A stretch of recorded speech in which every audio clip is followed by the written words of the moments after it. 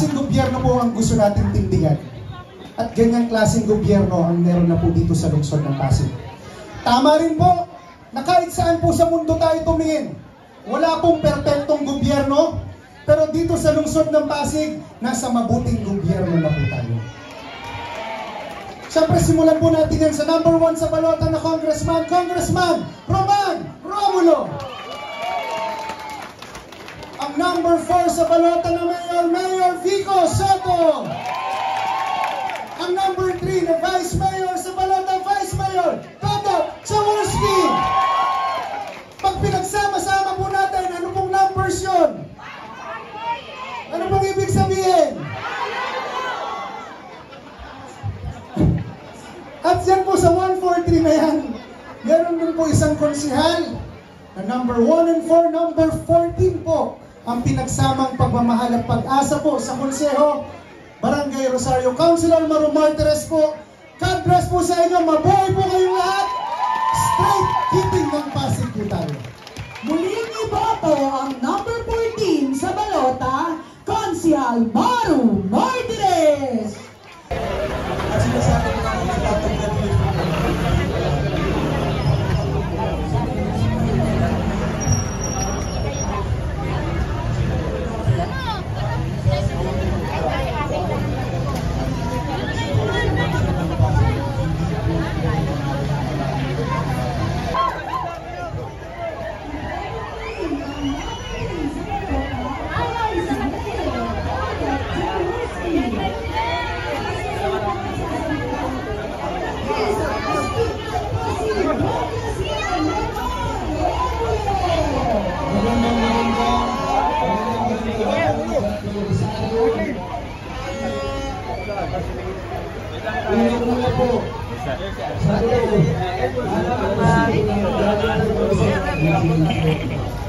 sa totoo sa tatlong araw, papasukin natin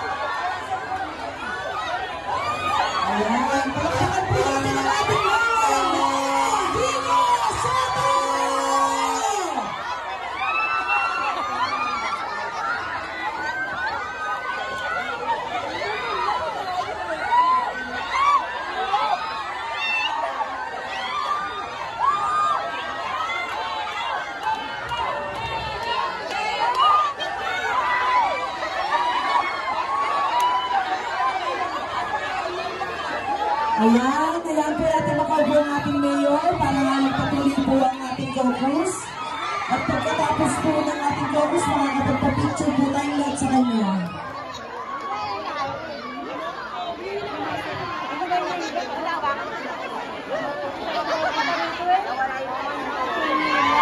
Muli po, tawagin po natin ang nag-iisang astig ng Pasig, Congressman Roman Romulo! Magandang hapon, Barangay Rosario. Muli po, congratulations sa graduation po. Happy graduation sa inyong lahat. Sa totoo po, 43 graduations po tinapos namin. Pero ngayon tapos na, kaya makaka-focus na po kami dito sa ating ginagawang ganito. Pero bago po ako magpatuloy, para hindi rin tayo masyadong mahaba, sa totoo, namimigay po ako ng mga pink na pamaypay. Diyan po nakasulat, ako po ay congressman. Bilang congressman, ang pangunahing trabaho ko, magsulat ng batas para makatulong sa Pasigueño at sa kabuuan ng Pilipinas. Diyan po nakasulat maraming iba-ibang batas na naisulat ko po. Sana po basahin po ninyo kasi meron dyan mga batas na maaring makatulong sa inyo. Bigyan ko lang po kayo ng isang halimbawa. Nung last week po, nasa Barangay Santolan kami. Pinag-uusapan edukasyon. Alam nyo naman po ngayon, panahon ng graduation. Sunod na araw, may nag-text sa akin. Sabi sa akin, Congressman, pwede hong humingi ng financial assistance. Kasi yung aking anak, nag-aaral sa isang private school, ayaw payagan mag-exam hanggang makapagbayad ng tuition fee. Sabi ko po sa kanya, Sir, pakibasa yung pink na pamaypay. Meron po akong ginawang bagong batas. Sa bagong batas po na yan, bawal na yung no permit, no exam policy. Nakasulat po dyan. So kailangan po, pag ang anak nyo o kayo nag-aaral sa isang private school, dapat payagan kayo mag-exam. Bawal na yan. Kung hindi po, ay merong penalties. Kaya ako binabanggit yon kasi merong iba-iba pa po dyan na mga batas na maaari po na maging applicable o maging relevant sa inyo. Sana mabasa nyo po. Meron dyan yung ALS, yung Alternative Learning System. Bagong batas po yun, tayo na nagsulat. Nandiyan yung mental wellness. Hopefully in 1 or 2 weeks, yung ECCD Act mapipirmahan na. Pero may isa lang akong batas na gustong banggitin. Ito po yung Inclusive Learning Education.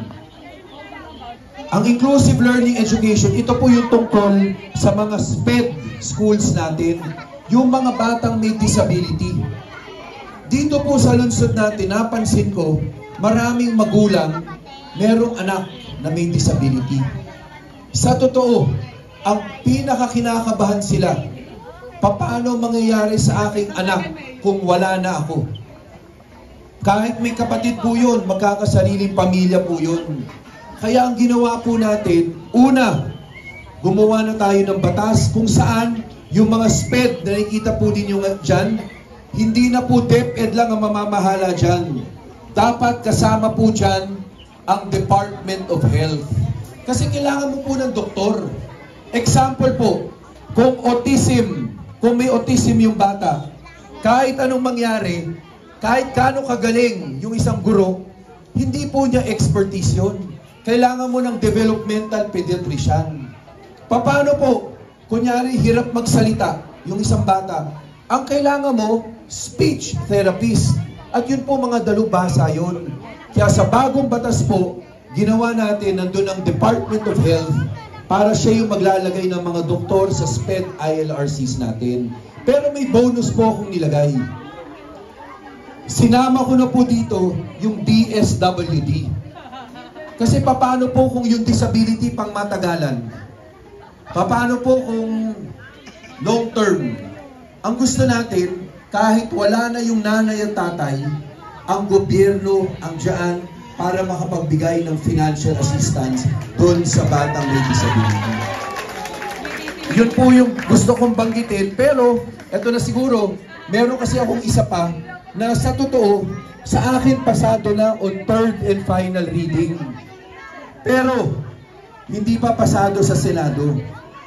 Ito naman po yung Education Pathways Bill.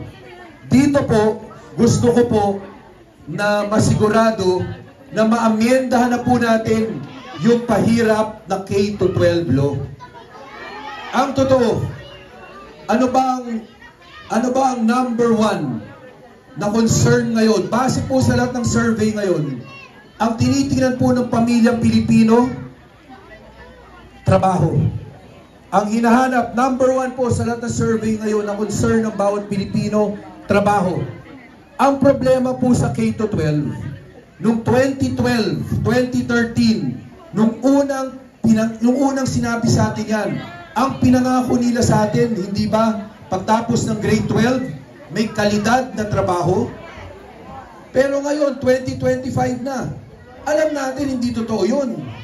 Yung trabaho na nakukuha ng isang grade 12 graduate, pareho lang kung hindi nga siya na grade 11 and 12. Kahit hanggang grade 10, pareho lang. Pinangako rin po nun, college ready. Pero ngayon, dahil sa dami ng track, sa dami ng strands, pag mali pa ang napili mong kurso, dadagdagan ka pa ng subject sa kolehiyo. Example po, engineering. Pag mag-a-apply ka ng engineering, ang tatanungin sa'yo ng kolehiyo, ano yung strand mo? Nag-STEM ka ba? Kung hindi ka nag-STEM, dadagdagan ka ng subject sa kolehiyo. Kung gusto mo mag-psychology, tatanungin sa'yo, nag-UMS ka ba? Kung hindi ka nag-UMS, dadagdagan ka rin ng subject. So ang ginawa ng K-12, pinahaba na yung elementary, depende pa sa kurso, humahaba pa ang college life mo. Kaya sabi ko, panahon ng amyendahan yan. Napasa na po sa akin on third and final reading. Hinihintay na lang natin yung sa Senado. Ito po, sa bagong panukalang batas, may 5 akong alternatibong binibigay sa bawat mag-aaral. Una po, sa grade 10, may graduation muna tayo. Tatapos ng grade 10, ang unang choice ng isang batang nagtapos ng grade 10, pwede siyang magtrabaho. Kasi yung trabaho naman ako ng grade 12 graduate, pareho lang sa grade 10. So, payagan na natin siya. Ang sasabihin po sa inyo, hindi, kasi ang problema, kailangan 18 years old ka na. Nakakalimutan po nila. Nag-aral po ako ng abogasiya. Nung nasa law school pa ako, sa labor code natin, meron dyan provision on learners and apprenticeship. 16 years old pa lang, pwede na rin. Sabi ko nga ninoloko tayo matagal nang pwede. Ang labor code po, 1974 pa po yan napasa. So, yun po, pwede ka mag-learn ng apprenticeship. Pangalawa, kung talagang hindi ka makatrabaho sa labas, pwede ka munang tumulong sa pamilya. Maging entrepreneur ka muna. Pangatlo, di ba may track dyan? Ano, yung track na isa, yung TechVoc. Ang TechVoc, maganda po yun. Ang problema, hindi bagay sa DepEd. Sa totoo po, kakatapos lang po namin ng 43 graduations. 12 doon, senior high school. Yung iba doon na senior high school, may TechVoc track sila. Lagi kong tinatanong, anong NC ang binibigay ninyo? Lahat po, NC2. Alam po nyo, ibig sabihin ng NC2, yung National Certificate 2, under yung sarili natin PQF, ibig lang sabihin nun, may skill ka na, pero hindi ka pa pwedeng mag-isa. Ibig sabihin, hindi ka pa job ready. That is why, pansinin po ninyo, ang college graduate, mas preferred pa rin ng industriya kaysa grade 12 graduate. Gusto nila college graduate o at least second year. So sabi ko nga, alisin na natin ang TechVoc sa DepEd. Meron tayong bagong batas, yung EBET, Enterprise-Based Education and Training. Sa isang lungsod katulad ng Pasig, trabahong importante. Maghanap na tayo dito ng mga industriya na makakabayad ng malaki sa isang skilled worker. Pagtapos ng grade 10, tulungan na natin magpumasok doon. Habang natututo siya, may allowance. Hindi katulad po ngayon, pag gusto mo on the job, ikaw pa minsan magbabayad para tanggapin ka, para mag-on the job ka. So gusto po natin masigurado na sa hirap mo, ikaw naman po ang kikita. Gusto natin umabot siya hanggang NC4 para pwede na rin siyang dumiretso ng kolegyo. Yung pang-apat, pangatlo po yun, di ba? Yung pang-apat na pathway, pwede siyang mag-grade 11 at grade 12 pa rin. Pero ang sabi ko sa DepEd, alisin na lahat ng track, alisin na lahat ng strand. Wala nang UMS, ABM, STEM, wala na po lahat yan. Tapos yung 31 subjects, bawasan na, 8 na lang. Bakit 8? 4 sa grade 11, 4 sa grade 12. Bakit 8? Kasi sa college po, sa first year college, may naiiwan pang 8 subject na GE. Yung English 1, History 1. Sabi ko, copy na natin sa grade 11 and 12 yun. Pag pumasa yung bata, college subject yun, college ready siya. Dapat 8 lang, 4 sa 11, 4 sa 12. Pagdating niya ngayon sa first year college, pwede siyang kumuha ng advanced placement exam sa college. Pag pinasa niya yun, dapat makredit yung 8 subject niya. So, ang 4 na taon na kolehiyo, mababawasan to 3.5 years na lang. So, makakatulong yun sa gastusin ng isang pamilyang Pilipino. Pero, may inada kong pang-5 na pathway. 4 na po yun, di ba? Magtrabaho, entrepreneur, TechVoc, mag-11 and 12. May pan-5 ako. Etong pan-5, optional rin. Pagtapos ng grade 10, kung gusto lang ng bata, pwede siyang kumuha ng tinatawag kong honors exam. Kung pumasa siya ng honors exam na yun, accelerated na siya sa first year college. Hindi na siya dadaan ng grades 11 at 12. Kasi bakit? Diba? Alam niyo po kasi sa barangay Pinagbuhatan, meron pong isang lugar doon. Bilhin niyo po, ang sitwasyon po nila, kailangan po ninyo sumakay ng bangka bago po sila makalabas ng bahay. Bilhin niyo po, no? Kung may mga emergency po kayo, kailangan nyo muna sumakay ng bangka, lalo na pag may mga bagyo, bilhin niyo po, no? 40 years na problema nila, pero na-solve po natin. Hulaan niyo po, ilang oras lang po natin na-solve? Ilan? Ang buong leading ng Pasig, straight ball! Promise po ba yan? No jet! No steer! Promise! Cross your heart! So maraming salamat po. Number 10 po sa Balota. Music Ryan Nabigas po. Maraming salamat. Ating moto ang number 13 sa number 10 sa Balota, kung si Ryan Enriquez. Siguro si Boyite. Sa kagamat dahil naman na pinagpawisan. At kanon, makakulan ang ako naglalakit na Rexona. Siyempre ako po yung proud na proud siyempre. Ganun po. Sa akin na. Ganun po sa kasala ko rin. Kaya naman ba, kaya naman. Pag pinagsama si Boy at Cory, Boy po yan, ha?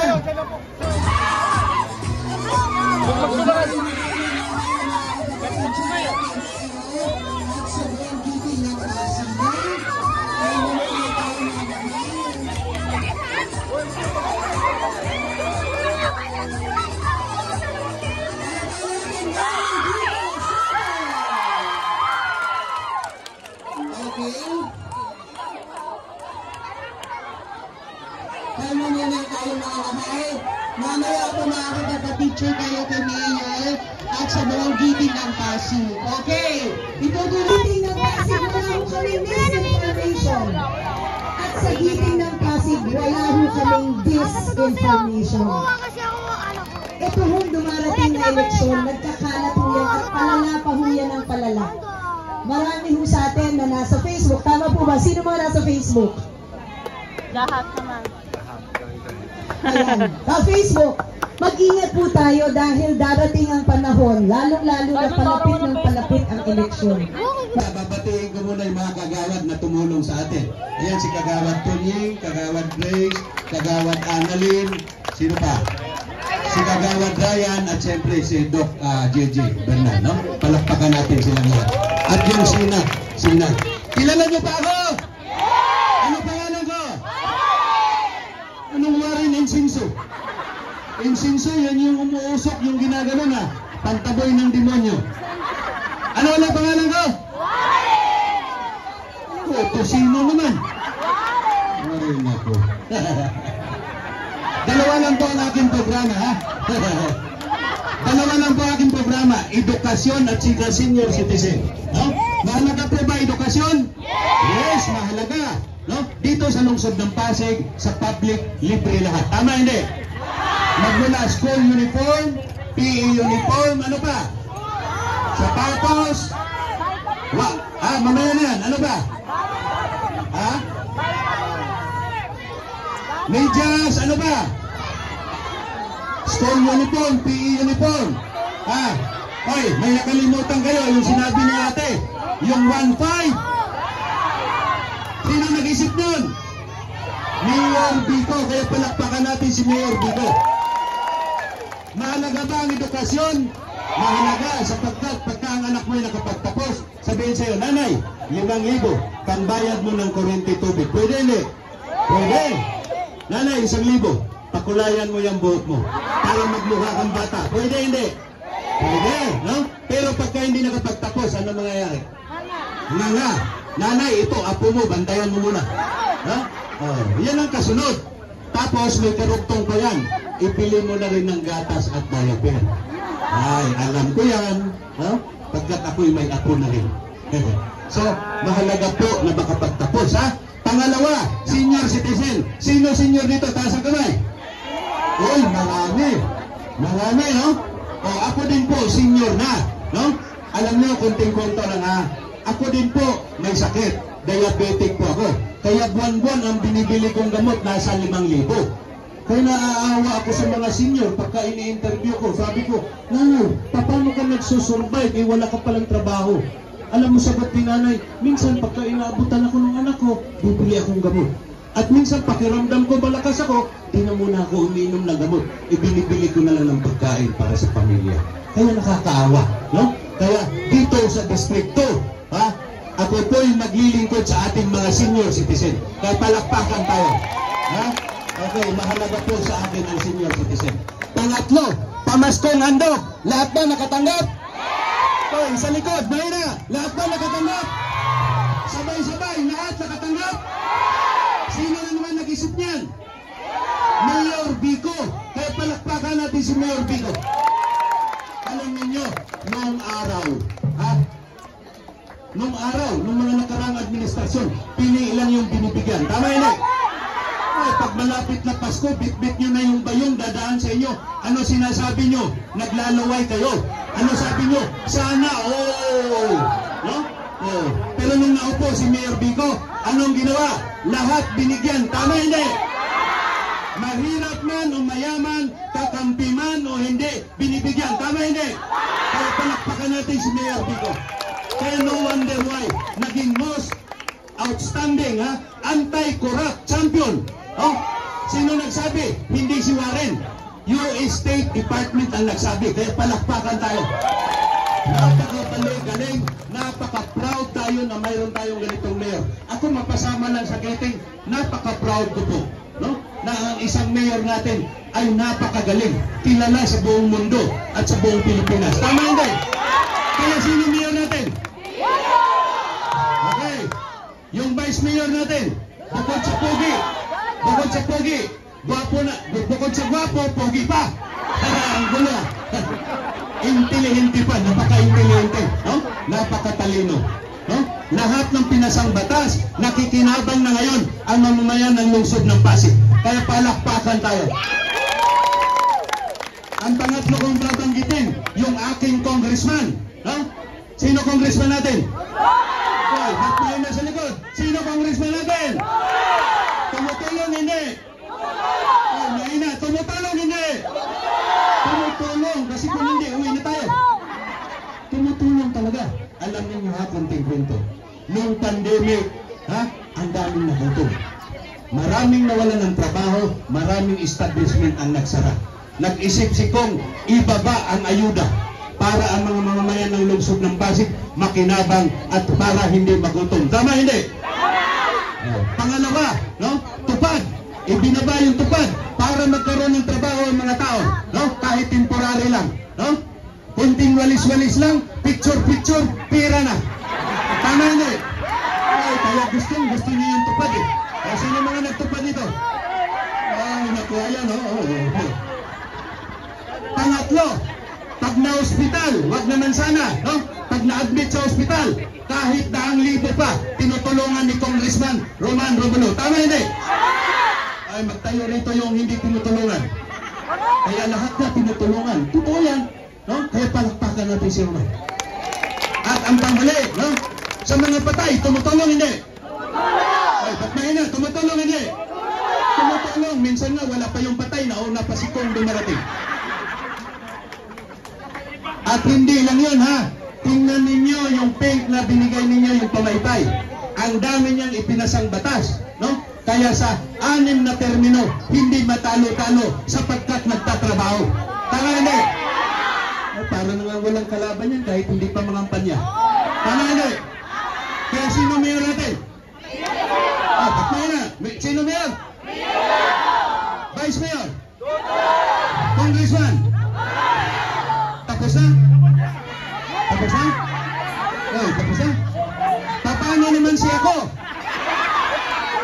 Oy, seryoso tayo ha? Kayo kabarangay ko kayo. Ha?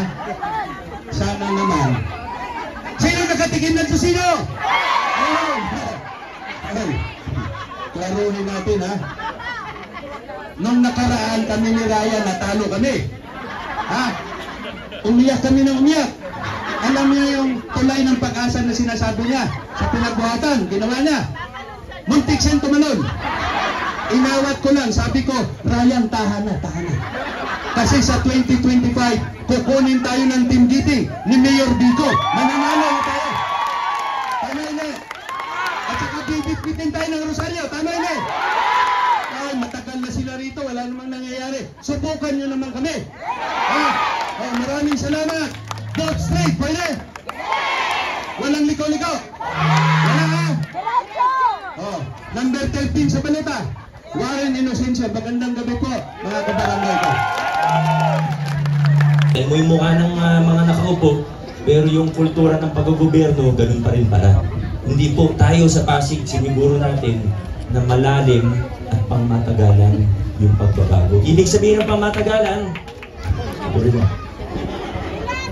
ang ibig sabihin ng pangmatagalan ay inaayos natin ang sistema, inapaganda natin ang ating pamahalaan, at yun na yung maaari natin ipamana hanggang sa susunod na henerasyon. Ibig sabihin, hanggang sa susunod na henerasyon, mas madali nang maging mabuti, mas madali nang maglingkod ng maayos, at mas mahirap nang maging kurap. Yan ang pinaglalaban natin. Yan ang ginagawa natin dito sa lungsod ng Pasig. At ang pinakamaganda po dito, yung mga pagbabagong pinaglaban at pinagtatagumpayan po natin ngayon, ay hindi mananatiling sa papel lamang. Hindi nananatiling sa pag-uusap lamang. Kundi po, ngayon, 25 na po ngayon, mas nararamdaman na natin yung mga bunga ng pagbabago na ito. Ay, dito na po tayo. Noong 2022, binigyan niyo ako ng mga mas matitibay na kasama. Mga kasama na hindi humihingi ng porsyento sa mga kontrata ng pamahalaan. Mga kasama na tumulong sa atin para iban ang pogo kasi wala siyang magandang naidudulot sa lungsod natin. Ang daming, sa mga building na yan, ang daming nakatirang pogo dyan dati. Nakikita ko po sila, opo, yan sa mga building na yan, ang dami dati. Ngayon wala na sila. Binigyan niyo ako ng mga kasama ng 2022 na serbisyo yung gustong gawin, naniniwala sa direksyon natin, kaisa natin sa ating misyon ng paglilinis ng pamahalaan at pag-aayos ng serbisyo, hindi yung kung ano-anong gustong gawin. Swerte po tayo dahil nagkaroon tayo ng isang vice mayor na matibay, vice mayor na may paninindigan, vice mayor na nagtrabaho para tumaas, mag-level up ang City Council natin. Napaka-importante ng tagapangasiwa o presiding officer ng Sangguniang o City Council po natin. Swerte po tayo na meron tayong Vice Mayor Dodon Jaworski. Tsaka Vice Mayor natin ngayon pumapasok, hindi po nag-absent yan. Ayaw nga magpa-late eh. Pag may meeting kami, alas 2 ng hapon, 1:59 nandun na. Hindi na late. Siyempre hindi lang Vice Mayor, kasi kailangan yung mga kasama, ganun din. Alam nyo, ang hirap po, isipin nyo, nasa sasakyan tayo, yung driver gustong dumiretso, pero yung mga pasahero, inaagaw yung manibela, gustong lumigo. Disgrasya po yan, sa ilog ang landing yan, hindi pwedeng ganun. Buti na lang, may mga kasama rin tayo sa District 1 at dito sa District 2 na kanlinya natin, naniniwala din sa gusto nating gawin. At tunay, hindi yung sinasabi lang. Ang dami nag-apply sa gili ng Pasig, pero una natin tinanong, dito sa tatlong kasama na nakaupo na ngayon ng 2022, at sa tatlo ring bagong kasama ng 2025 naman, bali nung 2024, bago mag-file, tinanong po natin sila, tinanong ko sila, ano bang dahilan ba't gusto mo maging konsehal? Kasi kung gusto mo na maging konsehal, dahil tingin mo, lalaki ang bank account mo, kung maging konsehal ka, hindi ka bagay sa giting ng Pasig. Pero kung tunay, pareho tayo ng direksyon, pwedeng-pwede. At yung tatlong konsehal po natin ngayon na binigyan nyo ng first term ng 2022, hindi tayo napahiya sa kanila. Totoong nagtrabaho. Isipin nyo sa buong Pilipinas, isa tayo sa una na nagpatupad ng Solo Parents Allowance. Yan po ay sa tulong ng ating konsehala, Angelo Del. Ang dami pong binabaan sa mga buwis, sa mga singilin, para sa mga market vendors, para lumago pa lalo yung lokal na ekonomiya natin, lalo na sa poblasyon area. yung tulong sa mga TODA para tanggalin yung renewal ng prangkisa nila, yung fee, pati mga city plate na gawin libre, yung sa sari-sari store, pag maliit lang, hindi naman kumikita ng gano'ng kalaki, libre na rin sa business permit. Ang tumulong sa atin, kayong libre, pati cremation ngayon sa Pasig, libre na, alam niyo po ba yun? Pero huwag niyo muna gamitin. Tagal pa natin gagamitin yun. Pero sinasabi ko lang, para sa kaalaman ko na lahat. Ang tumulong sa atin, para maging posible yan, ang tumulong sa atin sa pagbabudget, Councilor Maro Martires. Ang pumatay kay Delilah. Yung mga senior, kilala si Delilah, no? O ito, hindi malayo dito, may mga natulungan to para makabitan ng legal at ligtas na linya ng Meralco. Alam niyo kung ilan na po yung natulungan niya para makabitan ng legal at ligtas na linya ng Meralco, imbis na jumper, submitter, napakadelikado, prone sa sunog. Para maging legal at ligtas, nasa pinakamababa na yung 700. Halos 1,000 na po yung natulungan niya. Kaya nga po siya tinawag na Bumbilya ng Konseho, Buboy Agustin. Ang galing, eh? Nakasindi. At syempre ngayon may 3 din tayong bagong kasama na buo ang tiwala ako sa kanila kasi nakita ko yung maayos at malinis nilang intensyon at hangarin para sa ating lungsod. Unahin ko na po, naging kagawad ng Barangay May Bunga, Councilor Boyi Raimundo ang abunda. Tito Cory, oh. Siyempre, nandito rin po ang taga-Barangay Rosario. Si Councilor Warren, taga-Barangay Rosario, tama o mali? Sana all. Warren Inocencio po yan, di Warren Inocencio. Last but not the least, sabihin ko na lang siya yung pinakamabait. Gusto kong asarin, kaso ang bait, mahirap asarin pag mabait eh. Pinakamabait na miyembro o na pinakamabait na konsehal ng Giting ng Pasig, Ryan Enriquez, dating NYC chair po yan. Sa congressman, magdadalawang isip pa ba tayo? Ilan ba kandidato para congressman? Iba isa lang na. Kaya ba? Alam niyo, pag binabasa ko yung polyetos ni Congressman Roman, nabibilib po talaga ako. Hindi lang dahil kaibigan ko siya o kasama ko siya. Pero pag binabasa ko yung mga accomplishment, sobrang napaproud ako na ang gumawa ng lahat ng yan ay Pasigueño. Congressman Roman Romulo.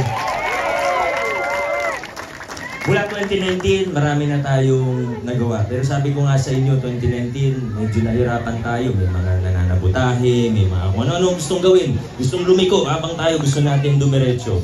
Marami pa rin nagawa. Pandemya, di naman tayo nagpabaya. Trabaho po tayo noong panahon ng pandemya. Pero 2022, mas bumilis ang andar ng ating pamahalaan. Mas lumawak yung mga serbisyo. Di ko na isa-isahin. Mula sa healthcare services, local senior pension, yung scholarship natin, yung Pag-asa scholarship natin, at marami pa pong iba. Pero sigurado po ako na ngayong 2025, kasama ng mga taong ito, kasama po ang bawat isang taga-Rosario at bawat isang Pasigueño, mas marami pa tayong magagawa basta't dire-diretso tayo, paigtingin pa natin kung ano ang nasimulan na, hindi tayo liliko, hindi tayo atras, paabante, pasugo.